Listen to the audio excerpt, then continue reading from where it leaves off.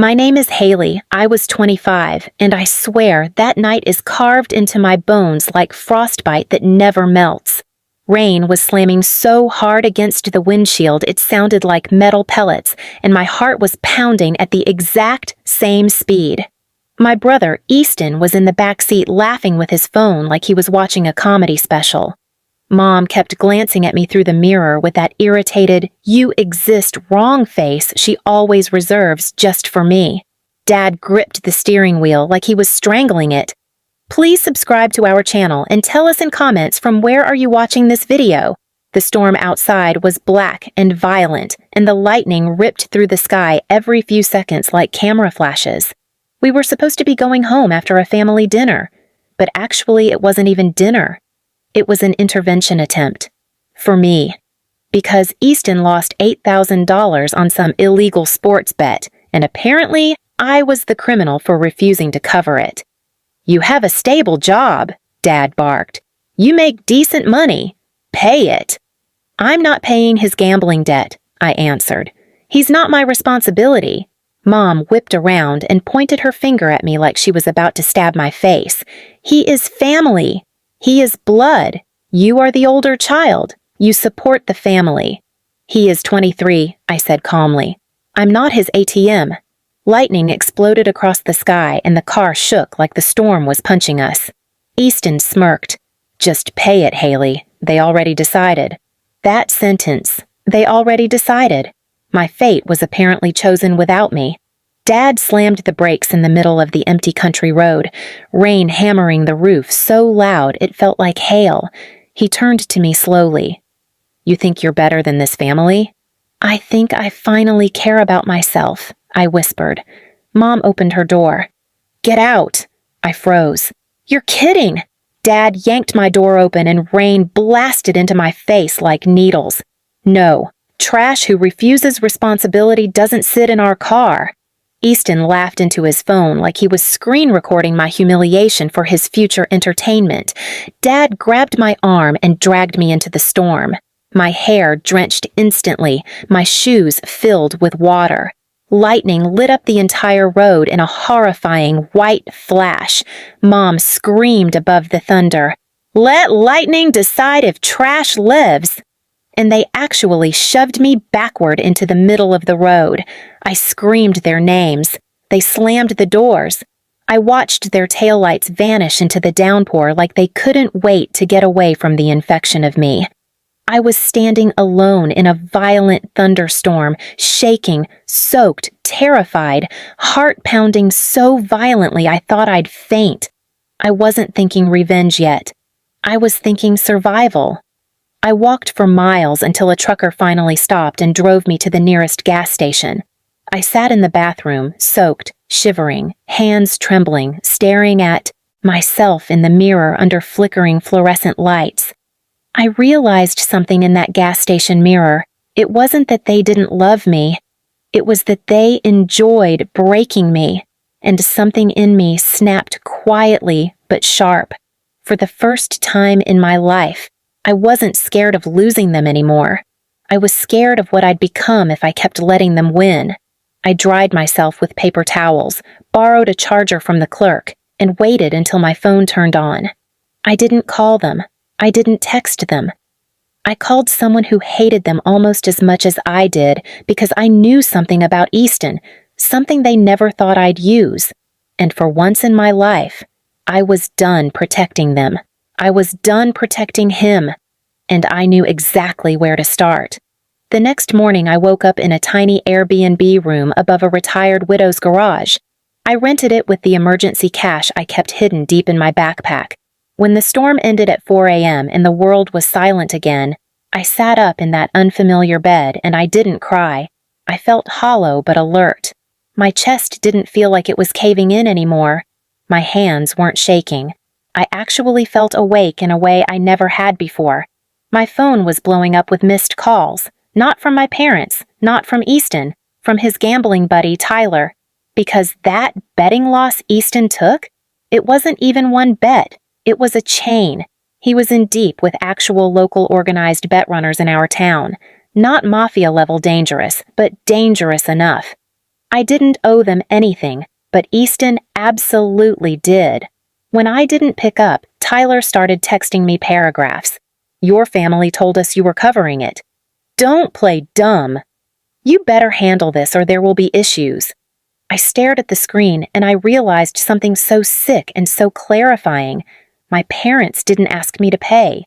They told his bookie I would. They volunteered me. They actually offered me up like a sacrifice. I called Mia. She was my old co-worker from the diner I used to serve at back when I was 19. I hadn't talked to her in almost 3 years. She answered, breathless. Haley, what the hell? Are you okay? I told her in 2 minutes flat. No fluff, no sugarcoat. Storm, middle of the highway, thunder, dragged out, lightning deciding if trash lives. She didn't gasp in disbelief. She wasn't shocked. She just whispered, Of course they did. Because everyone who ever met my family knew what they were. She gave me the number of a detective she was now dating, not some deep government guy, a small-town fraud investigator who was obsessed with local illegal betting circuits. You know what that meant? There was a legal way to get Easton, not poetic, not metaphor, real, not revenge through humiliation, revenge through forceful responsibility. I met Detective Ryan 2 days later in a quiet strip mall cafe at 10 a.m. Rain drizzled lightly outside. He wore a flannel shirt and no badge on him physically. I told him about Easton, the illegal chains of bets, the money movement, the people involved, the fact they tried funneling new debt onto a family member. He took notes quietly. He asked me one question. You sure you want this?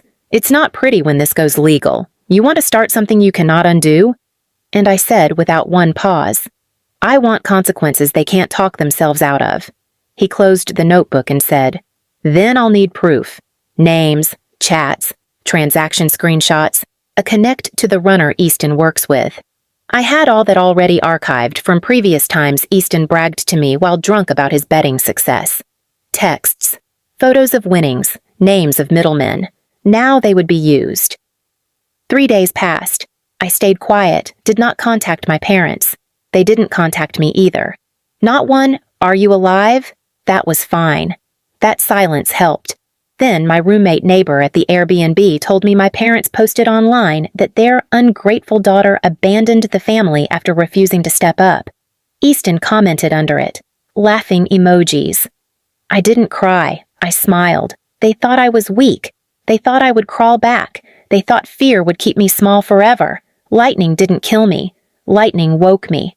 Ryan called me and told me he needed me for one last step. One sting setup. One meetup location.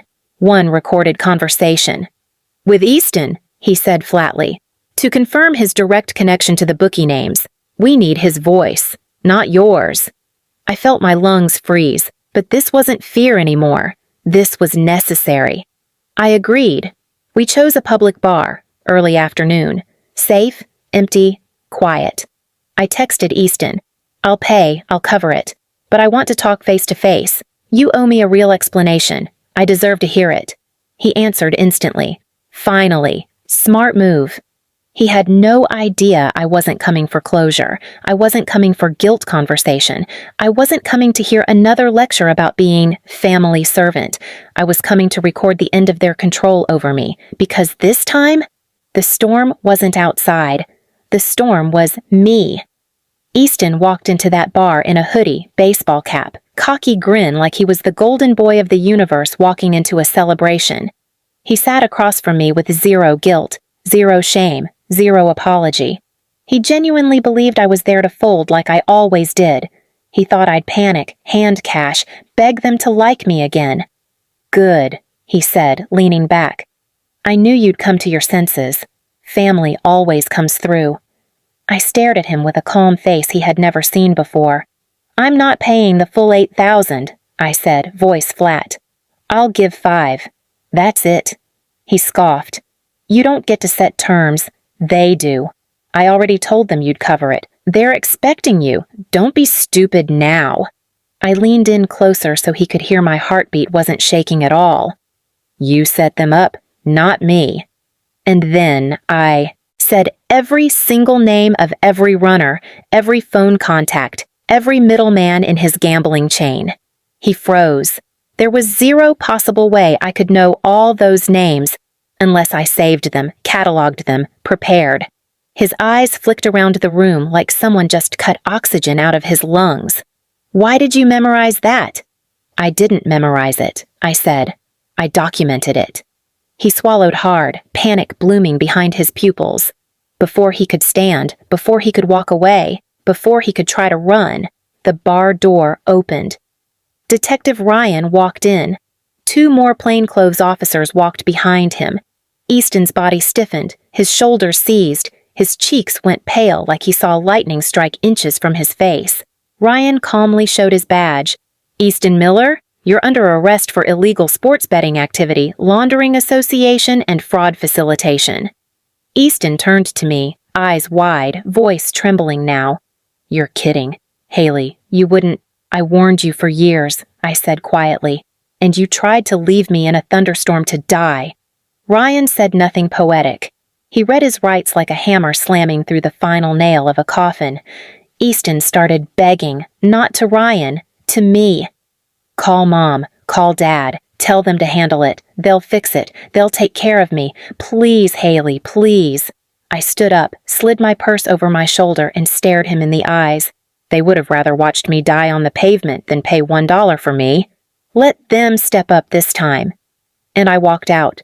Ryan came out after 10 minutes. He looked at me without judgment or pity. They're gonna flip when they get the call, he said. I nodded. They deserve that phone call. And oh, they did. Because within 6 hours, my father called me from a number I never saved. He didn't ask if I was okay. He didn't ask if I survived that highway. He only screamed, voice shaking. What did you do to your brother? He can't afford bail. They want money. Fix this. And I answered calm, not rageful, not emotional. Fix your own son. He's your responsibility, not mine. He tried to threaten. He tried to manipulate. He tried to guilt. But every tactic he ever used on me felt like dust now. He had no leverage anymore. You will regret this, he shouted. Mom told Lightning to kill me, I said coldly. Regret ended there. Then I hung up. The next day, I blocked them all. I changed my number. I moved into a new apartment with Mia temporarily. 2 weeks later, I heard through town that my parents had to liquidate half their retirement funds to cover lawyer costs and fines because Easton was facing multiple counts, and this time they couldn't pin anything on me to escape it. They lost sleep. They lost money. They lost bragging rights. They lost their golden boy protection bubble. Their storm finally hit them. Not poetic, not symbolic, not silent. Actual consequences. And I finally felt what real self-worth feels like. When someone shows you they'd rather leave you in a thunderstorm to die, you stop trying to be the sunshine for them. You become your own lightning, and I never looked back. Please subscribe to our channel and tell us in comments from where are you watching this video.